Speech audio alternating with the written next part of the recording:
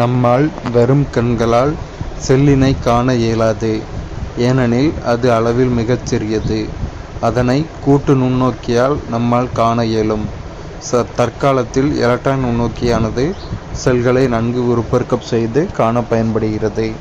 So ஒரு உயிரினத்தோட செல்லை இந்த எலக்ட்ரான் நுண்ணோக்கின் மூலமாக தான் இதில் வச்சு நம்ம கண் வழியாக கண்ணை இந்த பைப் வழியாக பார்ப்போம். எலக்ட்ரான் நுண்ணோக்கியோட அமைப்பு இப்படி தான் இருக்கும்.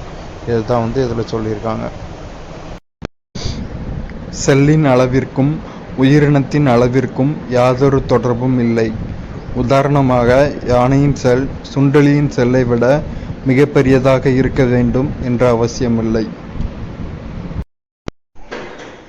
தோராயமாக மனித உடலில் உள்ள செல்களின் எண்ணிக்கை 3.7 × 1013.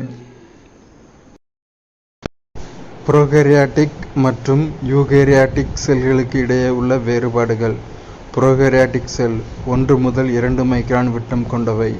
யூகேரியாட்டிக் செல் 10 முதல் 100 மைக்ரான் விட்டம் கொண்டவை. புரோகேரியாட்டிக் செல் நுண்ணுறுப்புகளைச் சுற்றி சவ்வு காணப்படுவதில்லை. யூகேரியாட்டிக் செல் நுண்ணுறுப்புகளைச் சுற்றி சவ்வு காணப்படுகிறது. புரோகேரியாட்டிக் செல் தெளிவற்ற உட்கரு கொண்டவை. யூகேரியாட்டிக் செல் தெளிவான உட்கரு கொண்டவை.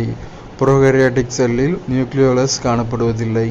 யூகேரியாட்டிக் செல்லில் நியூக்ளியோலஸ் காணப்படும்.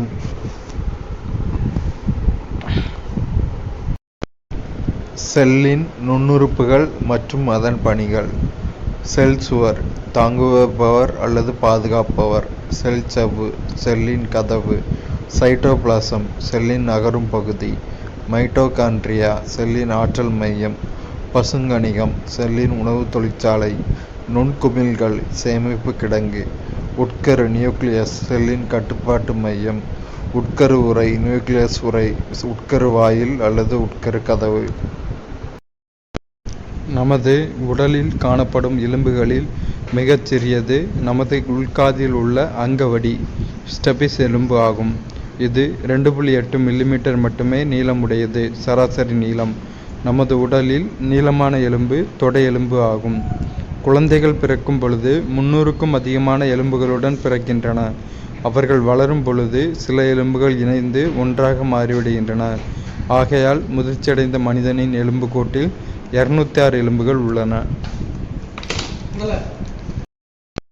ஒரு நிமிடத்தில் எத்தனை நாடி துடிப்புகள் ஏற்படுகிறது என்ற எண்ணிக்கையே நாடித்துடிப்பு விகிதம் எனப்படும்.